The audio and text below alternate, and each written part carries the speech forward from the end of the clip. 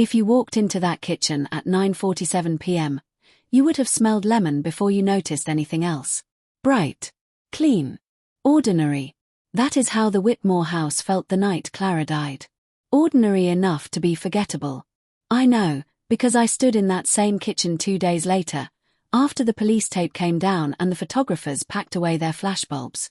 The air still carried a faint citrus note beneath something metallic and final. On the counter sat a wooden cutting board. A stainless steel knife. A lemon sliced cleanly in half. The scene had been processed, tagged, documented. But the arrangement remained burned into my memory. It looked less like chaos and more like interruption. As if someone had pressed pause on a domestic evening. Clara Whitmore was 34 years old. A high school art teacher. The kind who stayed late to help students finish projects. The kind who brought homemade pastries to faculty meetings. Her neighbors described her with one word over and over again: steady. On April 12th, she did not show up for work. By April 13th, her sister had filed a missing persons report. By April 14th, officers forced open the front door. There were no signs of forced entry. No shattered windows. No ransacked drawers. Clara lay on the kitchen floor. One wound. Precise. Fatal. The kettle on the stove had long gone cold. The lemon was half sliced.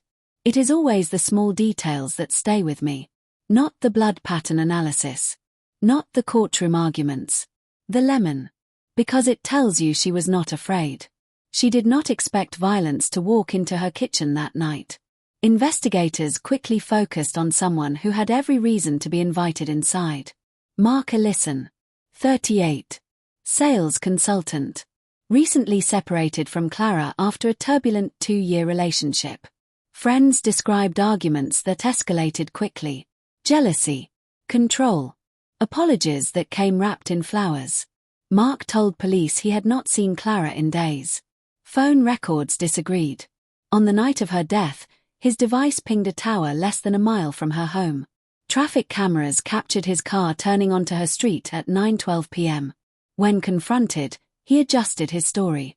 He admitted he went to talk. He said she refused to reconcile. He said voices were raised. He said he pushed her. Forensics told a different story.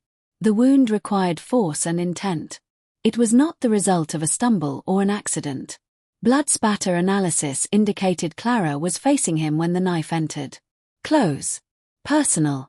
No defensive wounds on her hands suggested she did not see it coming until the last second. Perhaps she was still holding the lemon. During the trial, prosecutors reconstructed the timeline. 9:05 p.m. Clara begins preparing dinner. 9:12 p.m. Mark's car enters the neighborhood. 9:18 p.m. A neighbor hears raised voices but assumes it is a television. 9:26 p.m. Silence. Mark left at 9:31 p.m.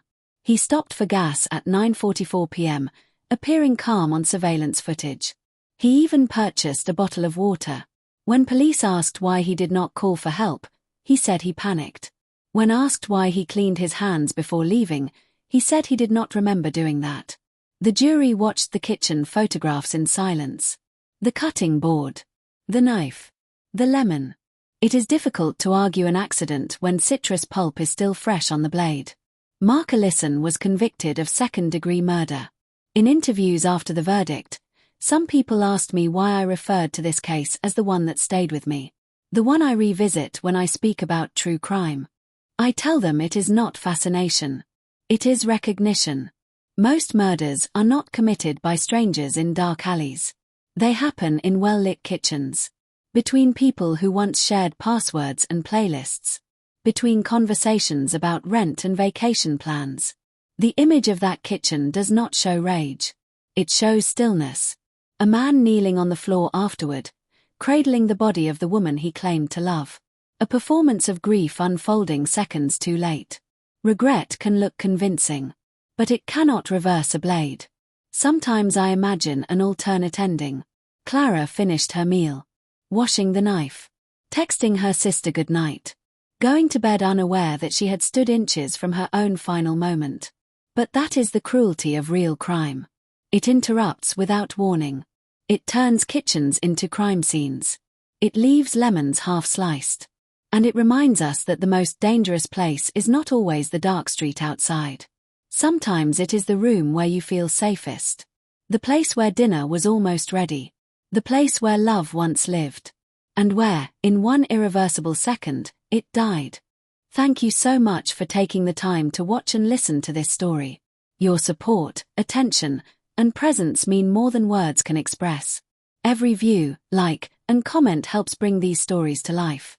I truly appreciate you for being here. Until the next story, stay safe, stay curious, and thank you for being part of this journey.